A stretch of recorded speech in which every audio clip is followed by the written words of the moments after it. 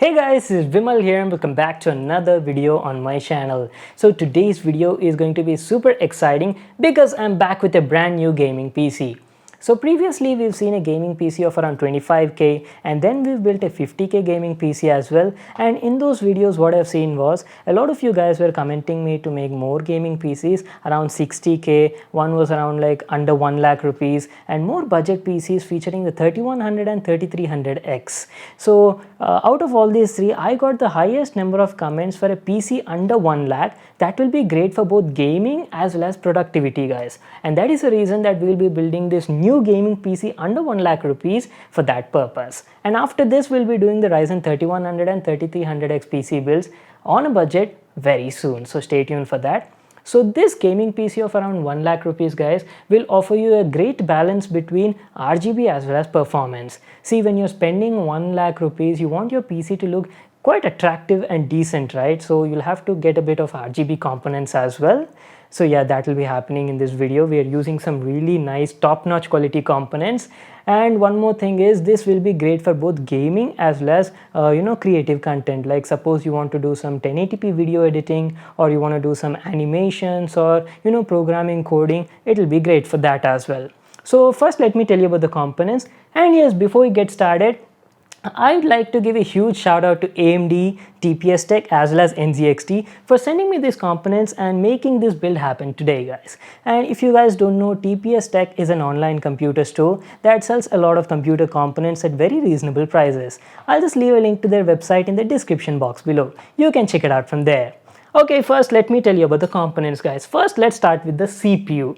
Today we'll be using AMD's brand new 3rd gen Ryzen 5 3600X, guys. It's a 6-core 12-thread CPU with a base clock frequency of 3.8 GHz and a max boost clock frequency of 4.4 GHz, guys. It's a really good CPU for both gaming as well as productivity. And for this build, we'll not be using a stock cooler that comes with the CPU. We'll be using something special from NZXT. It's their brand new Kraken X63, guys, which is a 280mm AIO liquid cooler. That is awesome, right? And along with the CPU, we'll be using a 1660 Super graphic card from Inno3D. Now this is more than enough for this build, guys. It will offer you excellent 1080p gaming and is more than enough for your video editing or creative works under 1 lakh rupees price budget. So that is the graphic card we'll be using. Coming to the motherboard, we'll not be using B series motherboard because this is an expensive PC build, right? So we'll be using X570 series only, and out of that we've got the Asus TUF X570 Gaming Plus Wi-Fi edition motherboard, guys. This is actually one of the best budget X570 motherboards available in the market. I've actually made a special video like which brand motherboard should you buy and why. Actually, there's a special video about that on my YouTube channel. I'll leave a link to that in the card above. You can check it out from there. So that is a motherboard we'll be using, and the good part about this is it's got built-in Wi-Fi and Bluetooth, so that is very handy. Keep that in mind. And we are done with the motherboard as well. We're done with the cooler. What else is left? About the RAM, we'll be using 16GB RAM kit from HyperX in dual configuration. You can go with any 16GB RAM kit, guys.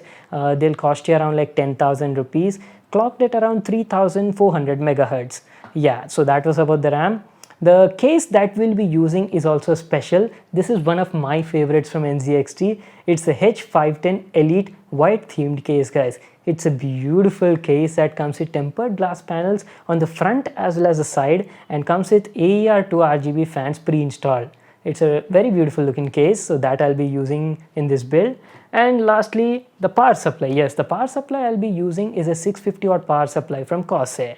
About the storage section, I'm actually using only one SSD in this video. It's a 350GB SSD.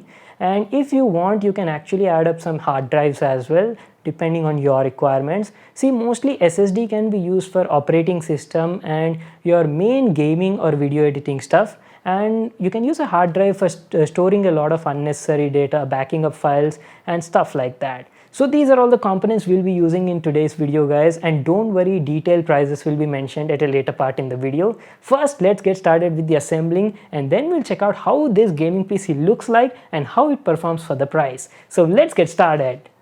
The first thing you need to do is install your brand new CPU on the motherboard. Now this is very simple guys, but be a bit careful while handling AMD CPUs as these CPUs have pins on the bottom side and can be quite delicate. So lift the lever on the AM4 socket and before placing the CPU, always check for the small triangle mark indication. Make sure that the tiny gold triangle on your CPU matches with the engraved triangle on the socket. And once you check that, gently drop the CPU and lock the lever. And that's it, we are done with the installation of the CPU. Time to install the RAM sticks. Since we are going with a dual RAM configuration here, we will be installing both these RAMs in the primary slots of the motherboard. So before installing, open the lever, check the notch on the RAM for the proper direction and install it firmly until the lever locks itself. Install the second one also in the same way. And that's it guys, we've successfully installed the RAM. Now let's fix the motherboard in the cabinet. But before that, don't forget to install the IO shield. Let's quickly snap it up and move on. Alright, time to place the motherboard. The H510 Elite is a compact ATX mid-tower case that supports ATX, micro ATX as well as mini ITX MOBOs. The TUF X570 Plus fits perfectly over here. Align it properly such that all the holes on the motherboard match with the screw holes on the cabinet. Now once that is done, take some motherboard fixing screws which you get along with your case and start fixing the MOBO. Just go in a zigzag pattern and don't over tighten the screws. After that, now it's time to install NZXT's Kraken X63 AIO liquid cooler. So initially what happened is, the H510 Elite already comes with two pre-installed RGB fans on the front right, so I thought of using those plus the Kraken's fans in a push-pull configuration by sandwiching the radiator in between them. But unfortunately the case was compact and couldn't accept this configuration with 4 fans. So I had to remove 2 fans from the back side and use only the 2 RGB fans on the front side of the radiator. Now it was perfectly fitting in the cabinet, so keep that in mind whenever you're using this case. Anyways, fix the radiator on the front with the provided thumb screws and install the AIO pump on top of the CPU, just like this. One more good thing I really like about the new Kraken X63 is you can rotate the logo head on top of the pump, so no matter how you install it, you can later rotate the head and make the logo appear in the correct direction. Very nice feature. Now lastly, just tighten these 4 screws to fix the pump firmly on the CPU. And by the way, the liquid cooler already came with a pre-applied layer of thermal paste, so there's no need to apply anything separately. Let's move on with the power supply now. There's a separate compartment for power supply on this case with a shroud as well to hide all the cables. Just slide in the PSU and fix it over there with some screws. So we are almost done with the build guys. The only thing left is to install the GPU and the SSD. Always install the GPU in the PCI slot closest to the CPU. Open the lever to the side, place the GPU on top of the slot and gently press it until the lever locks itself. And that's it, now use some hardware screws to fix the GPU firmly to the cabinet. And lastly, install the storage section. I'm using only one 350GB SSD on this build, but you can even add some more extra hard drives depending on your requirement. Connect a SATA data cable from motherboard to the SSD, a SATA power cable, and fix it in the storage drive section of the case. Okay, so the only thing now left to do is connect all the power supply cables to the components. So I'll just quickly do that and be right back to continue the video. Alright guys, I'm back. I've completely connected all the cables and this is how the final build looks like. Are you guys seeing how I've organized everything? Now that is what you call top class cable management. I've used some custom sleeved cables from Tweaked PC to give a beautiful look to the build. About the cable connections, the main 3 cables to connect are the 24-pin motherboard cable, 8-pin CPU cable, and an 8-pin cable for the GPU. Coming to the liquid cooler, here you'll need to connect a USB cable to your motherboard for all the software control features, a 3-pin pump cable to the CPU fan header, and a SATA power cable. And lastly, you're only left with front panel IO cables like those power, reset, USB cables and HD audio. And that is it, you're completely done with the assembling part. Alright, now it's time to finally power it on and see how this baby looks like. Whoa, now that is what I'm talking about. Looks awesome, right? NZXT's Hedge 510 Elite is a beautiful looking compact ATX case with tempered glass panels on the front as well as the sides to showcase your beautiful RGB components. Plus, the best part about it is it's a smart case that comes with a pre-installed fan and RGB light controller and also features two RGB fans on the front as well as an RGB LED strip at the top. All these RGB components can be easily synced and controlled via NZXT's CAM software. Just have a look at these clips.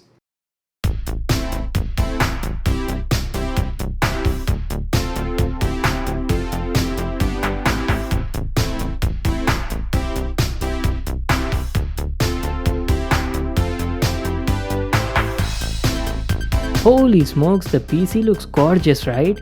It's definitely a head turner. And are you guys looking at the RGB lighting on those components? Damn, they look beautiful. On the overall, it's a clean and decent white themed PC that looks great no matter you place it at your home or even your office. I especially love NZXT's Kraken cooler, especially for the looks and the level of performance it offers. And this is the full setup we'll be using for today's video.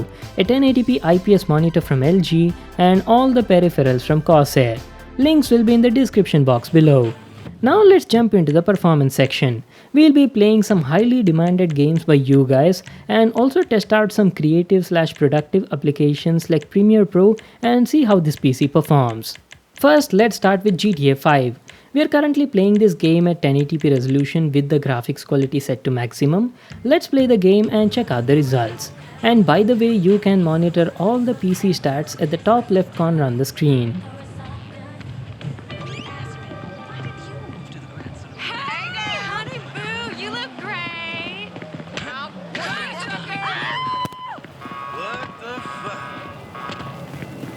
Holy moly, we were getting an average frame rate of around 95 frames per second at maximum graphics settings. That is really good for this price range. And also, I have to say NZXT's Kraken X63 liquid cooler was performing very well. Usually if you use the stock cooler which you get with the CPU and play GTA 5 at 1080p ultra graphics, the temperatures will easily reach 80 degrees centigrade. But the Kraken was keeping the CPU temps at only around 60 degrees centigrade at max loads even after gaming for like 30 to 40 minutes. And also the noise levels were very minimum. I couldn't hear any sort of fan noise from my PC. Alright, now let's do a second gameplay test. So previously we played this game at max graphics, right? Now I've reduced the graphics a step down from very high to high and let's see how it goes.